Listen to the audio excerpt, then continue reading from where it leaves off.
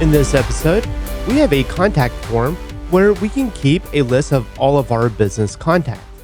However, there's a problem because a lot of times we're going to get this information from an email or business card or some other fashion.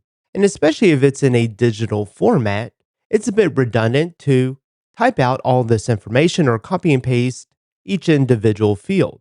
So it would be nice if we had something else where we could just take an email and paste it in, or it could also be something where we're using Action Mailbox as an ingress to bring these in, and we can use an AI model to extract the content and then fill out our contact form.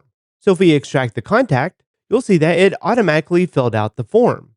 We can then go ahead and create our contact and then move on to the next one. So again, I'll take a raw email and we'll extract the contact. And after a few moments, it'll then populate the name, email, company, the role, and also some notes.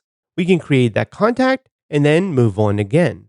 And there's some nuances with this because whenever we are taking unstructured data, like a raw email, and trying to format it into structured data, extracting the name, email, company, and so forth, that can be really problematic because a lot of times the response from a LLM will often hallucinate and just go on its own tangent, whether that's with the structured data or including backticks or including some other non-related text.